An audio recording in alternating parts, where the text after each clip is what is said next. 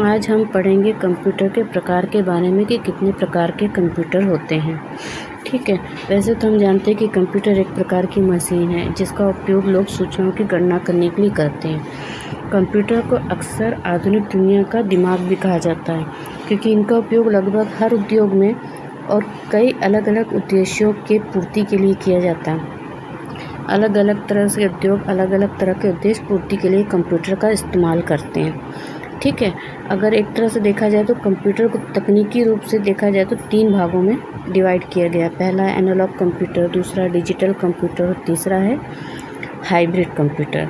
तो जैसा कि चित्र में दिखाया जा रहा है, देखिए कि एनालॉग कंप्यूटर किस तरह से दिखाई देता है, डिजिटल किस तरह से दिखाई देता है और हाइब्रिड कंप्यूटर किस तरह से दिखाई देता है। आखिर इन तीनों कंप्यूटर में क्या क्या अंतर होता है। तो सबसे पहले जानेंगे एनालॉग कंप्यूटर के बारे में। एनालॉग कंप्यूटर जो है उसको कम पावर की आवश्यकता होती है, लेकिन जब वो डेटा संसाधित करता है तो उसे अधिक समय की आवश्यकता होती है। ठीक है, और डिजिटल कंप्यूटर में क्या होता है कि वो अधिक पावर लेता है और जब डेटा संसाधित करने की बारी आती है तो उसे समय कम लगता है। तो एनालॉग जो है वो कम पावर में डेटा को अधिक समय लेता है संसाधित करने में। ठीक है, अब पढ़ते हैं हाइब्रिड कंप्यूटर के बारे में। हाइब्रिड कंप्यूटर ऐसे कंप्यूटर होता है जिसमें एनालॉग और डिजिटल दोनों के गुणों का समावेश होता है। ठीक, जैसे उदाहरण के लिए मनुष्य के हृदय की धड़कन जो कि किससे मापी जाती है, ईसीजी मशीन द्वारा। ईसीजी मशीन एक हाइब्रिड कंप्यूटर है जिसके अंतर्गत क्या होता है, दिल की धड़कन गिनने का काम एनालॉग कंप्यूटर करता है और प्राप्त जानकारी का रिपोर्ट बनाकर प्रिंट करने का काम डिजिटल कंप्यूटर करता है। हाइब्रिड कंप्यूटर बहुत महंगा होता है और बड़ा होता है, इसलिए कंप्यूटर घरों में इस्तेमाल नहीं होता है, ज़्यादातर अस्पताल और व्यवसाय में उपयोग किया जाता है। जैसे कुछ उदाहरण हाइब्रिड कंप्यूटर के ultrasound machine, ECG, petrol pump, CT scan, automated dialysis और वेंटिलेटर मशीन। ये कुछ प्रकार हैं, कुछ उदाहरण हैं जो कि हाइब्रिड कंप्यूटर के हैं, जो कि बड़े होते हैं और महंगे भी होते हैं और जिनका इस्तेमाल ज़्यादातर अस्पताल या व्यवसाय में ही किया जाता है। हाइब्रिड कंप्यूटर का इस्तेमाल क्योंकि ये महंगे भी होते हैं। ठीक है, उसके बाद हम पढ़ते हैं और भी बहुत से ऐसे कंप्यूटर होते हैं। ठीक है, और बहुत से प्रकार के होते हैं, शेप और साइज, विभिन्न शेप और साइज में होते हैं। ज़रूरत के अनुसार हम इसका इस्तेमाल करते हैं, जैसे कि एटीएम पैसे निकालने के लिए, स्कैनर किसी बार कोड को स्कैन करने के लिए, कैलकुलेटर किसी बड़ी कैलकुलेशन करने के लिए। ये सारे डिफरेंट टाइप के कंप्यूटर होते हैं। ठीक है, स्कैनर जो कि बार कोड को स्कैन करता है, मतलब आप लोगों ने डाकघर गए होंगे तो देखा होगा कि जब वो आप रजिस्ट्री के लिए जाते हो, टिकट चिपकाते हैं तो एक मशीन हाथ में पकड़ा रहता है ना, एक छोटा सा, और उससे स्कैन करते हैं। वो जो कोड दिया रहता है उसको स्कैन करते हैं वो लोग, पोस्ट ऑफिस वाले। वही होता है स्कैनर, जो कि एक बार कोड को स्कैन करने के लिए इस्तेमाल किया जाता है। ठीक है, अब अगला हम जानते हैं इसमें कि डेस्कटॉप कंप्यूटर क्या होता है। ठीक है, डेस्कटॉप कंप्यूटर जो कि बहुत से लोग इस्तेमाल करते हैं, जिसका इस्तेमाल घरों, स्कूलों और अपने पर्सनल काम के लिए भी होता है। उसको ऐसा डिज़ाइन किया जाता है, इस प्रकार से डिज़ाइन किया जाता है कि वो आसानी से डेस्क पर रख सके उसको।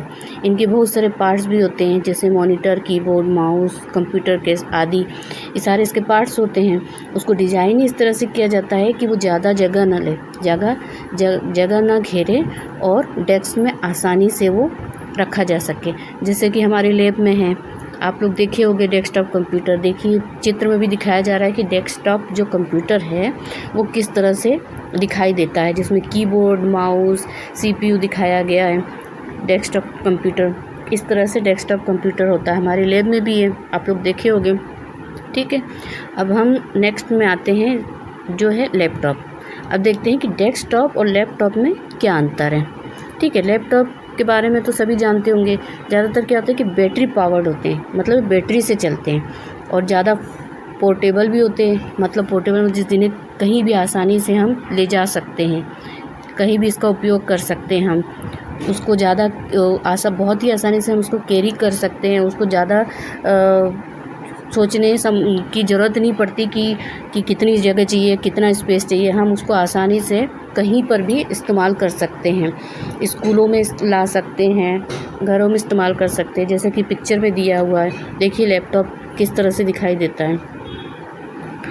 ठीक, अब सबसे पहले हमने पढ़ा था डेस्कटॉप, उसके बाद फिर पढ़ा था हमने लैपटॉप। डेस्कटॉप लैपटॉप में क्या अंतर है, क्या अलग ही देखा। अब तीसरा हम पढ़ते हैं टैबलेट के बारे में।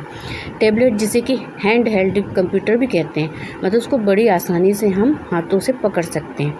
इसमें कीबोर्ड माउस नहीं होता, बस एक टच सेंसिटिव स्क्रीन होती है जिसे टाइपिंग और नेविगेशन के लिए इस्तेमाल किया जाता है। एग्जाम्पल के रूप में आईपैड, मतलब वो टच स्क्रीन जैसा होता है, ठीक है। उसमें अलग से कोई कीबोर्ड या माउस नहीं होता टैबलेट में। फॉर एग्जांपल के लिए जैसे समझाया गया कि आईपैड, आगे देखिए पिक्चर में दिखाया गया है कि आईपैड किस तरह से दिखाई देता है। आईपैड में क्या होता है, जो भी कीबोर्ड या माउस जो भी होता है वो उसमें नहीं रहता है, ठीक है। जैसे कि आईपैड इसमें दिख रहा है, एक पेन जैसा दिख रहा है ना, इसको हम स्टाइलस बोलते हैं। इसका भी इस्तेमाल किया जाता है किसी भी डिज़ाइन करने के लिए, किसी भी मेनू को सिलेक्ट करने के लिए, किसी सॉफ्टवेयर को सिलेक्ट करने के लिए। हम डिज़ाइनिंग का काम भी डिज़ाइन करना चाहते हैं तो उसका भी इस्तेमाल कर सकते हैं, ठीक है। अब नेक्स्ट है सर्वर। सर्वर क्या होता है, एक सर्वर कुछ इस प्रकार का कंप्यूटर होता है जिसमें बहुत सारे इन्फॉर्मेशन होते हैं और जो कि इन्फॉर्मेशन का आदान प्रदान करने के लिए इस्तेमाल होता है। उदाहरण के तौर पर जब भी हम कोई चीज़ इंटरनेट में खोजते हैं तो सारी चीज़ सर्वर में ही स्टोर होती हैं। जब भी कभी हमें किसी सब्जेक्ट के बारे में या टॉपिक के बारे में, किसी भी चीज़ के बारे में अगर हमको जानकारी चाहिए होती है तो हम सर्च करते हैं और तुरंत हमारे सामने उसकी सारी जानकारियाँ हमारे सामने आ जाती हैं। कैसे आ जाती हैं, उस तरह से आ जाती है क्योंकि वो सर्वर में स्टोर होती है उस चीज़ के बारे में। तो जब भी हम सर्च करते हैं तो तुरंत की तुरंत उसके बारे में सारी डिटेल हमको दिखा देता है। ये सर्वर कंप्यूटर होता है। देखिए जिस पिक्चर में दिया गया है किस तरह से कनेक्ट होता है सारा कंप्यूटर सर्वर से और किस तरह से वो जानकारी को सेंड करता है, सब जगह भेजता है, ठीक है। तो इस तरह से हमने पढ़ा सर्वर के बारे में। आई होप सारे बच्चों को समझ में आ गया होगा, ठीक है। और अगर नहीं समझ में आया हो तो दोबारा आप लोग वीडियो देखेंगे, अच्छे से देखना और समझना उसको, आपको बहुत अच्छे से समझ में आ जाएगा क्योंकि मैंने बहुत अच्छे से एक्सप्लेन किया है, ठीक है। अगर नहीं समझ में आया, कहीं डाउट हो, कुछ भी प्रॉब्लम हो तो दोबारा आप वीडियो देखना, सारे बच्चे वीडियो देखेंगे, ओके। आज हम पढ़ेंगे कंप्यूटर के प्रकार के बारे में।